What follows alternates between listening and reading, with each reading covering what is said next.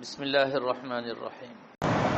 کیا گھر میں مرد اور عورت یعنی بیوی کے ساتھ جماعت ہو سکتی ہے اگر سفر سے واپس آئے یا نماز نکل جائے؟ جی ہاں، نبی پاک صلی اللہ تعالی علیہ وسلم کی سنت بھی یہی ہے۔ ایک مرتبہ آپ سفر سے تشریف لائے تو مسجد میں جماعت ہو چکی تھی، تو آپ گھر آئے اور اپنے گھر کی مشہورات سے پوچھا، انہوں نے نماز نہیں پڑھی تھی تو ان کو آپ نے جمع کیا اور گھر میں باجماعت آپ نے نماز ادا فرمائی۔ یہ حدیث سے ثابت ہے۔ البتہ اگر اکیلی بیوی ہے پیچھے نماز پڑھنے والی تو اس کو پیچھے صف میں کھڑا کریں گے۔